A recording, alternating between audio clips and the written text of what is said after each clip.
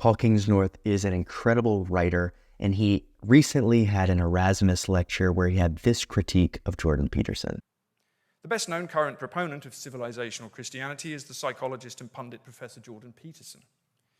For Peterson, Christianity is a Joseph Campbell-style hero's journey, one especially designed for young men. In his short film, Message to the Christian Churches, Peterson lays out his civilizational stall and challenges the faith to keep up. Christianity, he tells us, in an echo of Ali's argument, offers a psychological approach to our ancient stories, which can help us to fight the spread of what he calls an extremely damaging ideology. This ideology, predictably referred to elsewhere as cultural Marxism, tells us that Western culture is an oppressive patriarchy, that human activity is fundamentally a planet-destroying exercise, and that damnable male ambition is the root of the problem. Some of these fanatics, he tells us, believe that there should be extreme limits on our wants, even on our needs. Extreme limits on our wants, whatever would the Desert Fathers say? Now here, Kingsnorth is referring to the Desert Fathers. These are a series of ascetics, the people who created the kind of monk and ascetic culture of early Christianity. One of them is Anthony the Great. He's probably the most famous because he had an upbringing with wealth. He gave it all away and moved to the tomb in Egypt where he was to pray and essentially focus on himself for 20 years before being asked to come out of his prayer and meditation. There are plenty of teachings from the Bible that speak to this ascetic nature, but I want to read Matthew 19:21. If you want to be perfect, go sell your possessions and give to the poor, and you will have treasure in heaven. Then come, follow me. There are many scriptures that say the same thing, and Kingsnorth is pointing to this North Star of Christ's teachings and Christianity, which is give up your wants. Peterson goes on to lay out his case for the defense of civilization, which he defines as a society based on the encouraging, adventurous, masculine spirit. The Christian church, it turns out, exists to encourage this spirit. It is, he states, there to remind people, young men included, and perhaps even first and foremost, that they have a woman to find, a garden to walk in, a family to nurture, an ark to build, a land to conquer, a ladder to heaven to build, and the utter terrible catastrophe of life to face stalwartly in truth, devoted to love, and without fear. Do you see anything missing in this list of what the church ought to be doing? God. Kingsnorth is identifying that in Peterson's lecture, not one mention of Jesus Christ, not one mention of God. And this is important because it keeps the separation between the church and a direct relationship to the divine. There's a Lakota word, the tribe, the Lakota, are in the northern plains of America. And these indigenous people have a word, wachikia, that's essentially their word for prayer. And what it means is to seek connection to have a relationship with.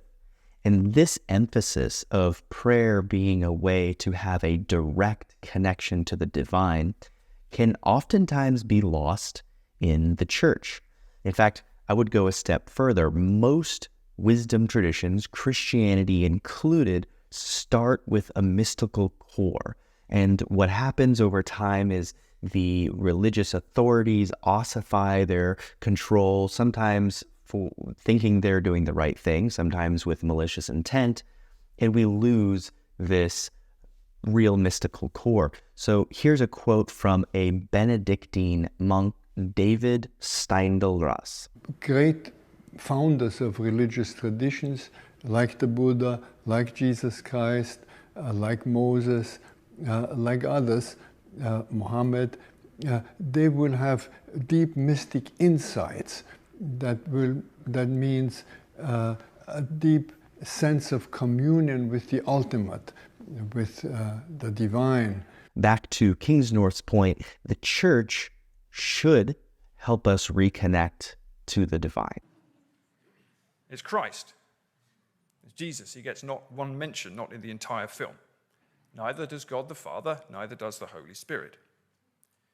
Instead, Peterson's civilizational church is to be a self-help club for young men. It's to be a cultural institution, fighting back against the woke and the bloody Gaia worshippers, and the feminists and the life-sapping cultural Marxists. It sees life as a catastrophe, and the correct response to that catastrophe as masculine conquest. What Jordan Peterson wants, in other words, is a church that looks like Jordan Peterson. Damn! Your churches, for God's sake, he exclaims at one point in the only mention of God in the entire film.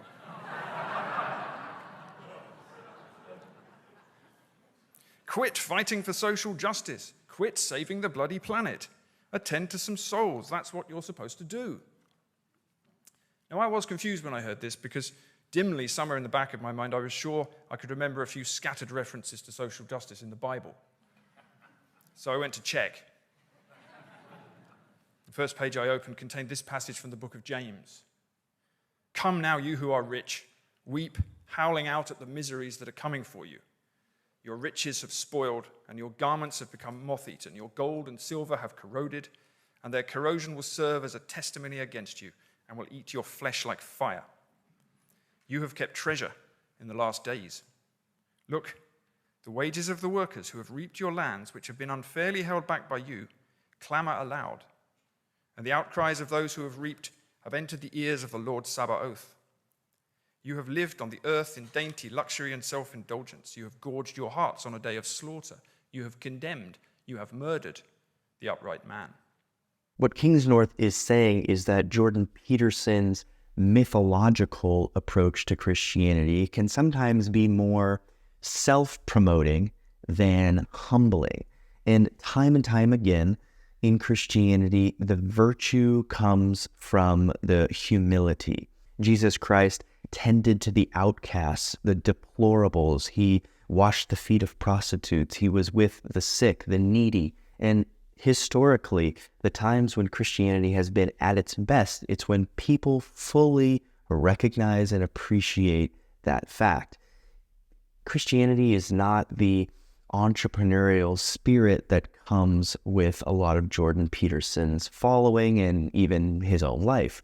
So Kingsnorth brings us back to this core component of humility. By Kingsnorth's own account, when we look at Christian civilization, we often move the civilization first and the Christianity second. We forget the teachings of Christ. And Kingsnorth is inviting us to remember to put the teachings of Christ first: love, compassion, and protection of those who need it. And as Ohieson knew, but Jordan Peterson apparently doesn't, it is founded upon a set of values inimical to those of our modern, expansionist, acquisitive, growth-obsessed, and apparently masculine civilization.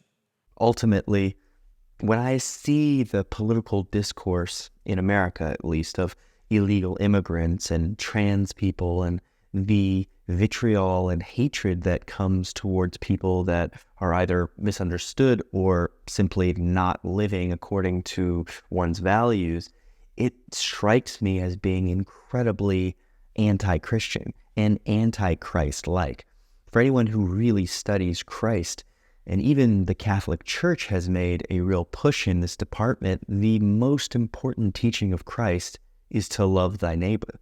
And it's something that seems to be often forgotten beneath the us versus them, Christian good, other bad. I recommend you watch the entire lecture from Kingsnorth, maybe even a couple times like I did.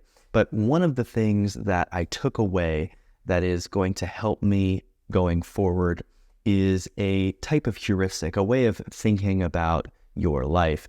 And he said that essentially at the end of his life, he has to face Jesus Christ. And he wonders, how can I explain what I'm doing to Christ?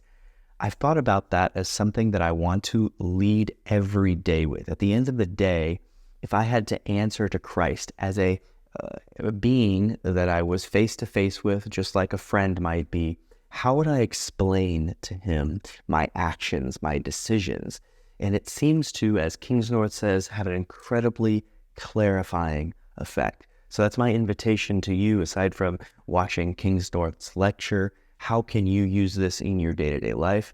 See if you can use Jesus or anyone who seems to embody the values that you want to embody in your life. If you like this video, I think you're going to like this one.